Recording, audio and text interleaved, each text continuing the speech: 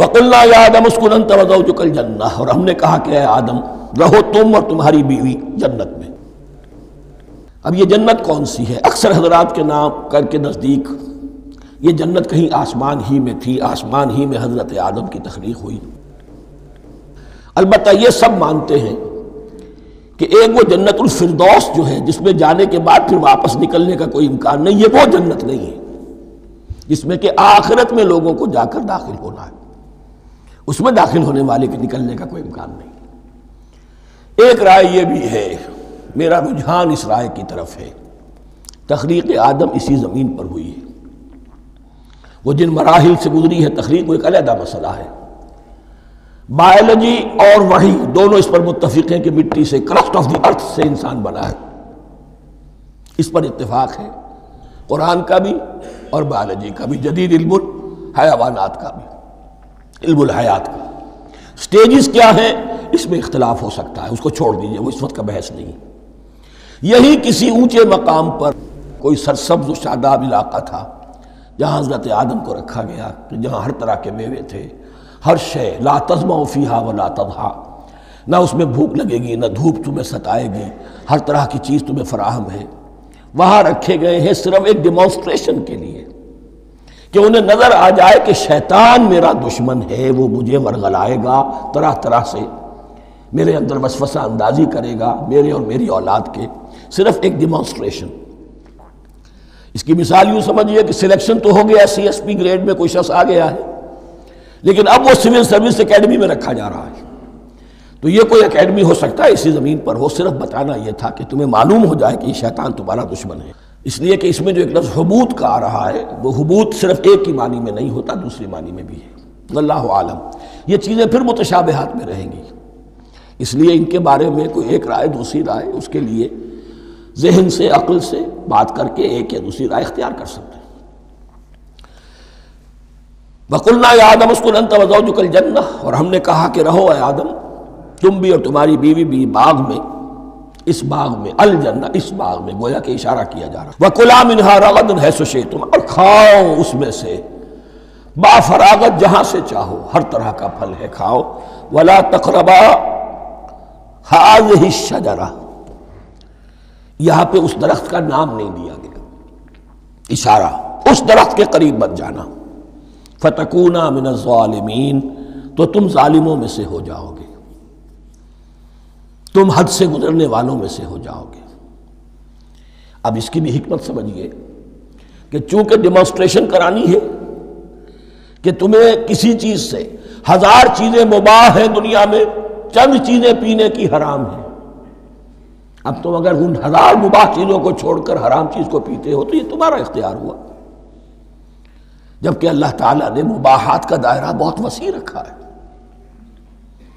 جس سے چاہو چند رشتے ہیں جو بیان کر دیے گئے، یہ حرام ہے، محرمات ہے، ابدیہ ہے، ان سے تو شادی نہیں ہو سکتی، باقی کسی مسلمان عورت سے دنیا کے کسی کونے میں وہ شادی کر سکتے، کروڑوں کے آپشنز آپ کے لیے خالی کھلے ہیں، لیکن پھر بھی انسان شادی نہ کرے، زنا کرے، یہ گویا کہ اس کی اپنی خباثت نفس ہے۔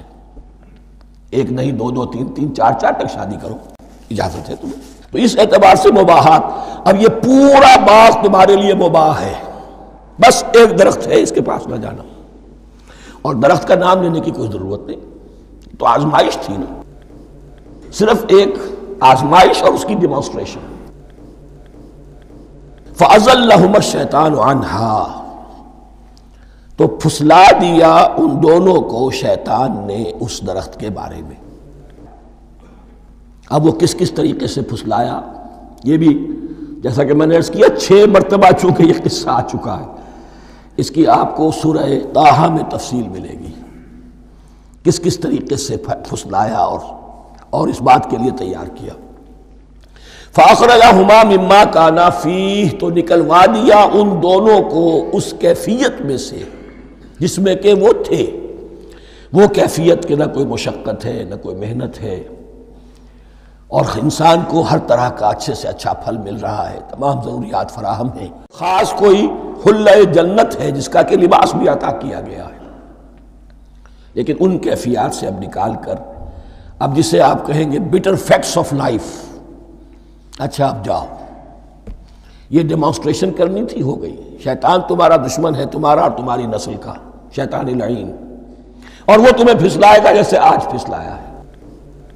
تم آگاہ رہنا اس کی شرارتوں سے۔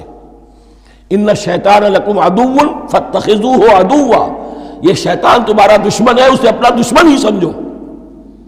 لیکن یہ ہے کہ اگر کچھ لوگ اسے دوست بنا لیں، اس کے ایجنٹ بن جائیں، اس کے کارندے بن جائیں، یہ ان کا چوائس ہے جس کی سزا انہیں ملے گی۔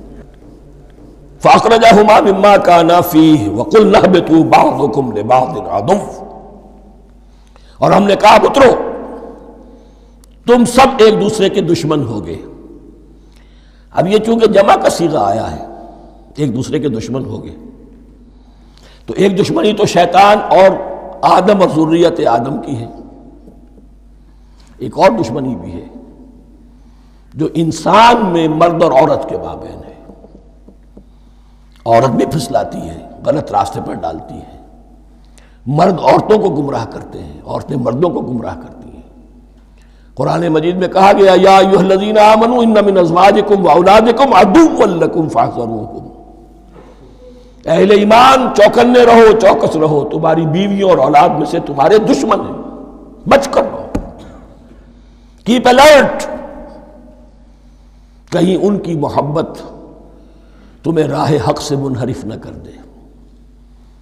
تم ایک اچھا کام کرنا چاہتے ہو، بیوی رکاوٹ بن گئی، بیوی کو اچھا کام کرنا چاہتی، شوہر رکاوٹ بن گیا، تو یہ محبت نہیں ہے، یہ عداوت ہے۔ اس حوالے سے بعضکم لبعض عدو ولکم فی الارض مستقر ومتاع الی حین، اور تمہارے لیے اب زمین میں مستقر ہے، جائے قیام ہے، اور متاع ہے، ضرورت کی چیزیں ہیں، ہم نے فراہم کر دی ہیں، الی حین، لیکن ایک وقت معین تک کے لیے، یہ ابدی نہیں ہے، ایک وقت آئے گا یہ بساط ہم لپیٹ دیں گے۔ یوم نطوی السماء کطی السجل للکتب، جس دن کہ ہم تمام فضاؤں کو اور تمام خلاؤں کو، تمام آسمانوں کو اس طرح لپیٹ لیں گے جیسے کتابوں کا تمار لپیٹ لیا جاتا ہے۔ ایک وقت آئے گا، یہ تخلیق الی اجل مسمى ہے، الی حین ہے۔ فتلقى آدم من ربہ کلمات فتاب علیہ، تو سیکھ لیے، حاصل کر لیے آدم نے اپنے رب سے کچھ کلمات، تو اللہ نے ان کی توبہ قبول کر لی۔ اب اس کی وضاحت سورہ اعراف میں ہے، یہ تو چونکہ پس منظر میں وہ 2/3 قرآن موجود ہے، اس کی وضاحت کیا ہے کہ حضرت آدم میں سخت پشیمانی پیدا ہوئی ہے، میں نے کیا کیا، مجھ سے خطا سرزد ہو گئی، اللہ کے حکم کی میں نے خلاف ورزی کی، لیکن ان کے پاس الفاظ نہیں تھے کن الفاظ میں اللہ سے استغفار کریں، کن الفاظ میں اللہ سے معافی چاہیں۔ اللہ کی رحمت یہ ہوئی کہ اللہ نے الفاظ انہیں خود تلقین فرما دی، یہ اللہ کی شان رحیمی ہے۔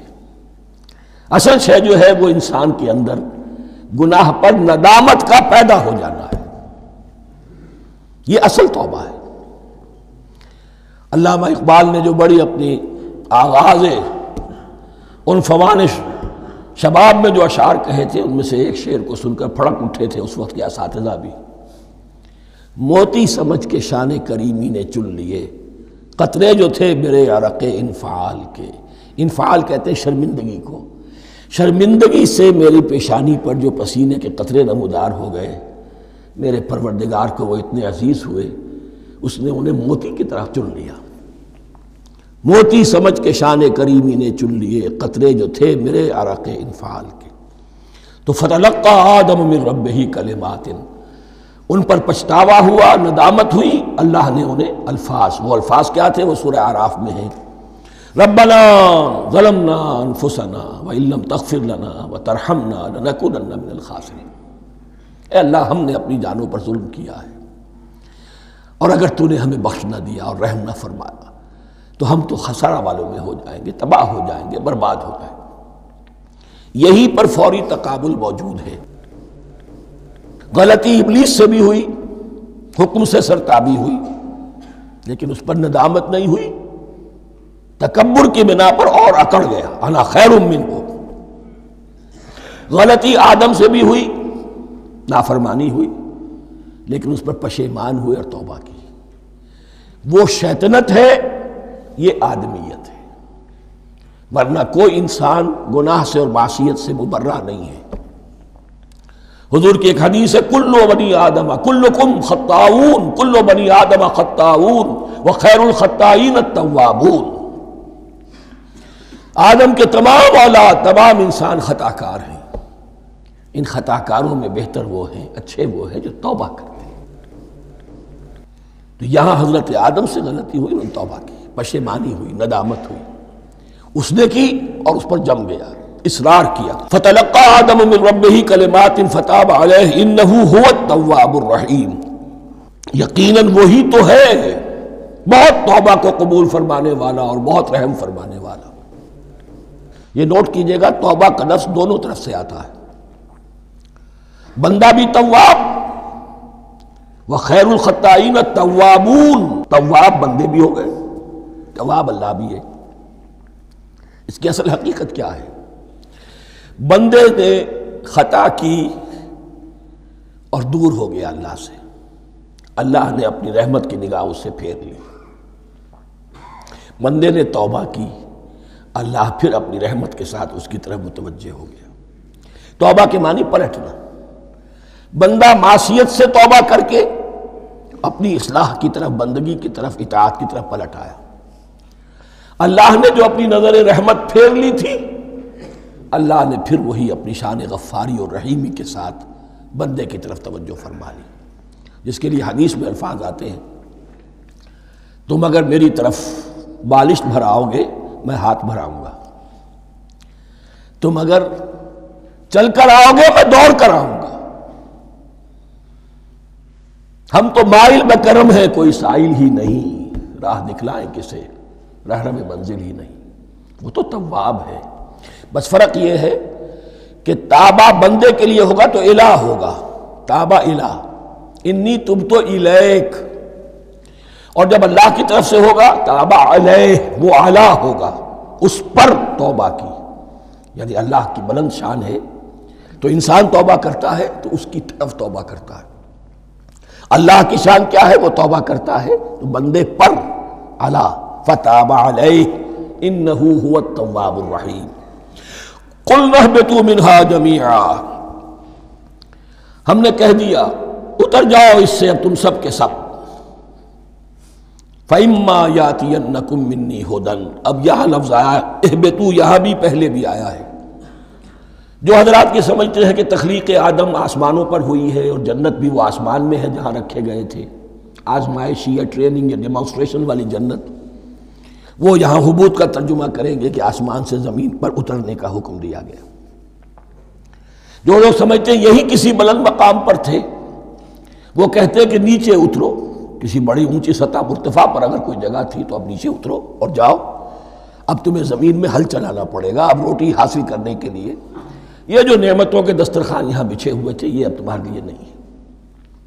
اس کے لیے اس معنی میں اس لفظ کا استعمال جو ہے وہ آ جائے گا آگے چل کر اسی سورہ بقرہ کے اندر، کہ اس معنی میں بھی سورہ بقرہ کے 7ویں رکوع میں یہ لفظ استعمال ہوا ہے، تو امکان اس کا بھی ہے۔ بس اس سے آگے ادھر یا ادھر کی زیادہ بحث کرنے کا یہ موقع دورہ ترجمہ قرآن میں نہیں ہے۔ قُلْ اهْبِطُوا مِنْهَا جَمِيعًا فَإِمَّا يَأْتِيَنَّكُم مِّنِّي هُدًى فَمَن تَبِعَ هُدَايَ فَلَا خَوْفٌ عَلَيْهِمْ وَلَا هُمْ يَحْزَنُونَ، تو جب بھی آئے گی تمہارے پاس میری جانب سے کوئی ہدایت، تو جو کوئی میری ہدایت کی پیروی کرے گا اس کے لیے نہ خوف ہوگا اور نہ وہ حزن سے دوچار ہوگے۔ یہ ہے علم انسانی کا دوسرا گوشہ، ریویلڈ نالج۔ اس چوتھے رکوع کی جو حسن ہے اسے دیکھیے، شروع میں ایکوائرڈ نالج کا ذکر ہے جو پوٹینشلی حضرت آدم کی ذات میں رکھ دیا گیا، اور جو انسان نے پھر اپنی محنت سے ان السمع والبصر والفؤاد اس کے ذریعے سے آگے بڑھایا۔